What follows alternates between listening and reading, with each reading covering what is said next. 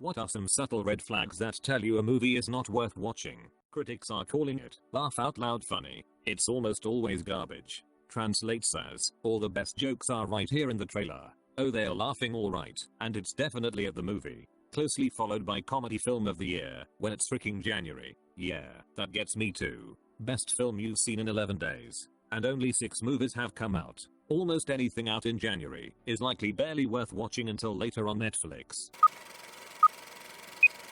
If the trailer didn't make you laugh, nothing else in the movie will. This backfired on me with Scott Pilgrim. I cheated myself out of a funny movie for years. Same, except with Hot Fuzz. Almost every joke in that movie comes in twos, so an extra punchline often comes later. Therefore, the only joke they could make out of context in the trailer was Nick Frost getting brain freeze in the car. I noped away from that until a friend made me watch it on DVD. It's now one of my favorite comedies.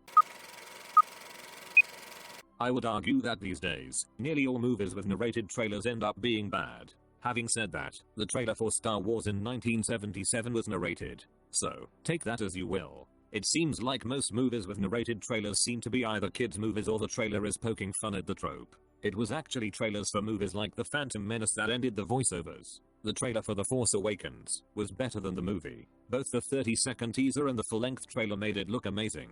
I was on the edge of my seat watching that trailer, desperately pointing out the studio's better movies and productions that barely relates to the movie's themes in an attempt to lure in fans. To me, it always meant the movie doesn't stand out enough to stand on its own. If the trailer has blurbs from reviews, check to see who wrote each review. On bad movies, they will often put multiple blurbs from the same review. That or the 5 stars bit is huge, but the publication is not reputable, so they put it in a tiny font size. Or if the blurbs are from some bottom shelf publication. Hilarious and heartfelt. John Addison, Cat Fancy Magazine. Created by one of the producers of some big movie, means nothing. It's like saying your heart surgery will be performed by the receptionist of the world's greatest heart surgeon. The guy who threw money at this movie also threw money at this unrelated movie people thought was good, so this one must be too. From the producers of X is clearly just a marketing strategy, rather than an indicator of what a movie will be like, mainly because the role of producer is so varied in practice, but that doesn't mean that who produces the movie is irrelevant to the final product. In fact, in some cases, a producer will have far more creative control than the director. If I understand correctly, the producer is choosing/employing a lot of the other people involved, so that matters a lot. To be fair, Monsters Incorporated was marketed as being from the creators of Toy Story. Creators is not the same as producers. They are both Pixar films, and share some writers, and they are actually the same genre.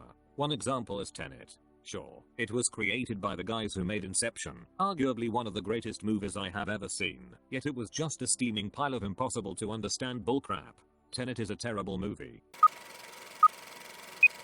When you feel the preview showed basically the whole movie. Completely agree. Saw the trailer for Southpaw, and felt like I'd seen the entire movie in 90 seconds. This, and also when it's obvious that the dialogue in the preview was put into the movie for the sole purpose of making the preview interesting. The trailer for Cabin Boy was funnier than the movie itself. The funny jokes in the trailer were incredibly unfunny once they were in context. It was a case where the preview really was better than the movie itself. The trailer of Passengers literally showed every single big plot twist in the entire movie. You could have fixed that movie by editing the story differently. It could have been good. Just retool it so that Chris Pratt is actually the bad guy after the twist and it's now a thriller movie. Start the movie when she wakes up, reveal Chris waking her up in flashbacks, and end with Chris dead and her agonizing over whether to wake someone else up. If in the commercial the people who are raving about it aren't anyone reputable. Susan on Twitter said it was the best movie she saw in 2020. Susan didn't have many options in 2020. Her standards were lower. 5 stars. The Daily Mail. I loved it. Peter Travers. Rolling Stone. Anytime I ever see raving in regard to critics. What a load. When a comedy has poop and fart jokes, outdated meme and pop culture references, toilet humor is not always bad. The trick with humor is not the literality of a joke, but what layer of sincerity you believe the piece is trying to get at. For example, South Park has toilet humor all over the place, and yet it can be poignant at times. Also, I'm not sure I get the outdated argument either. Referential humor is a big part of comedy in general, and there are tons of comedy shows that have those, but still age well.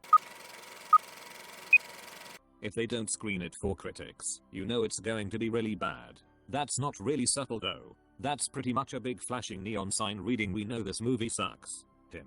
I don't even really listen to critics anymore. I'd actually like some people to have more faith in their movies and F the critics. I find audience scores way more reliable. I think part of the problem is that film critics will analyze movies as if each one wants to be a masterpiece. But I'm not watching Sonic the Hedgehog for its deep takes. It actually reminds me of something Kurt Russell said in an interview for Big Trouble in Little China. I think people will leave feeling like they had a good time, that they got their $5 worth. Some people aren't making movies to make, as you said, a masterpiece. Some just want people to have fun and forget about their problems for a couple hours.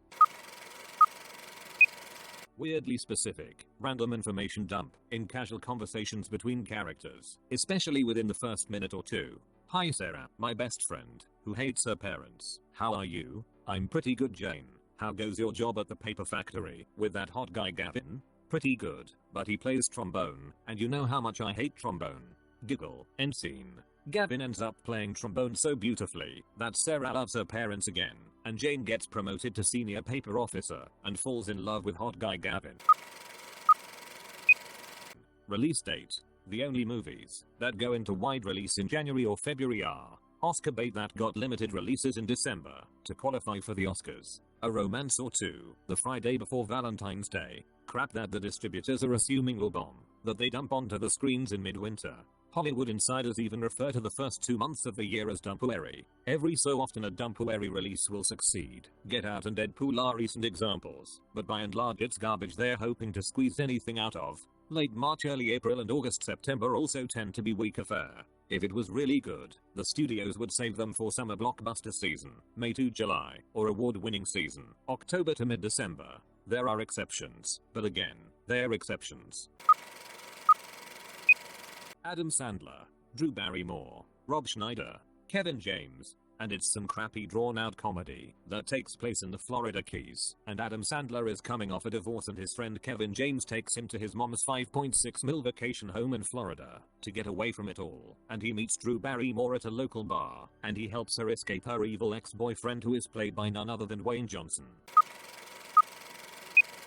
For kids movies, if there are already poop and fart jokes in the trailer, it's gonna be trash, and a commoner's best jokes will be in the trailer. If the jokes in the trailer turn you off, the movie is going to suck. Any recent popular songs, a narrator speaking over the trailer, a cheesy message about being yourself advertised in the trailer, telling the audience instead of showing them, too much exposition, and so forth. Boobs in the first 10 minutes. I've watched a lot of really bad movies, and one surprisingly common thing with them is that they have a naked woman sometime early on in the movie. My theory is that they are trying to get you to stick around for the rest of the movie. Surely, you think to yourself, if there were boobs in the first 10 minutes, there will be some more boobs later. But don't be fooled. Those were the only breasts you will see. Movies rated 6 out of 10. Some movies lower than that are so bad they're good. But the 6 out of 10 will be bad in ways that vaguely annoy you, which is somehow worse. Certain really bad movies, The Room, are so far from what we consider good, they become laughably bad, which for some reason makes people like them. Movies that are in the middle fail to meet a person's threshold for a good movie, but aren't bad enough to be laughably bad. So they end up in this weird zone, where they don't appeal to either side of the movie spectrum.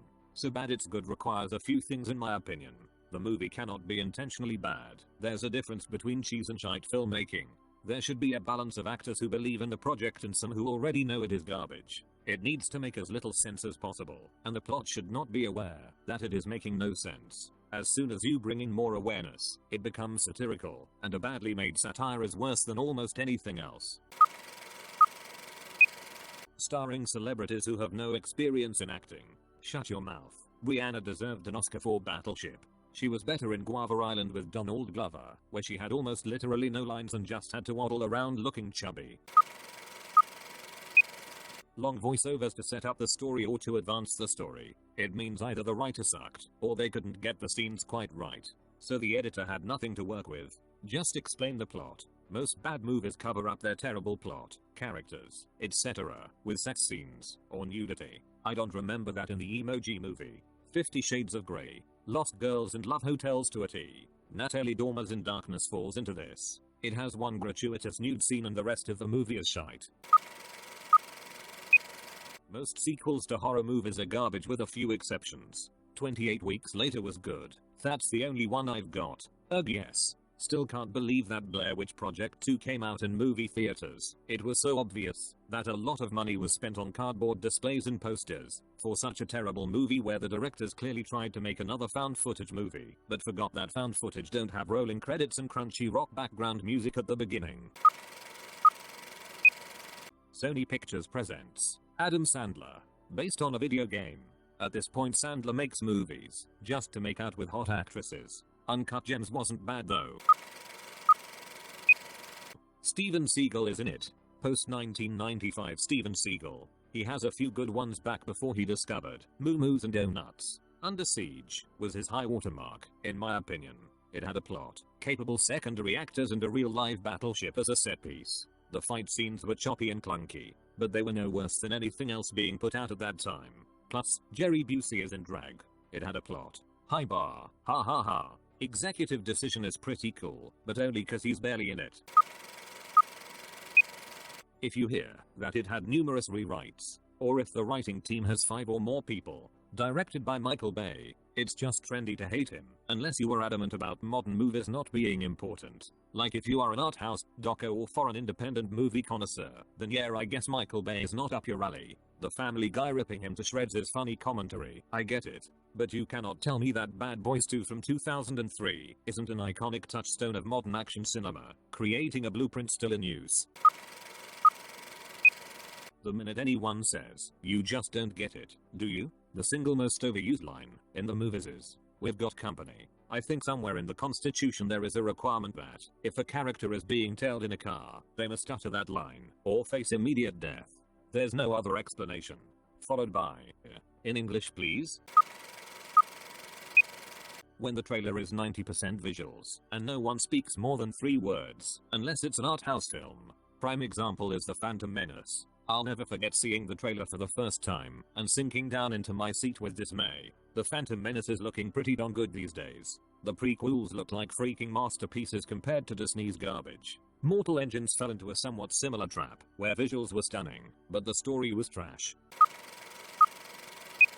All-female star cast remake of a classic. All the money spent on the best actresses and awesome marketing. None for scriptwriters. Ghostbusters. Good. That movie still makes me angry. So much shite talking about how the movie was its own thing, but they cram in 5 references to the originals in every goddamn shot. Thanks for watching. Leave a comment below. Like and subscribe to the channel for all future videos. And click the bell icon if you want to see videos as soon as they are released. Bye for now.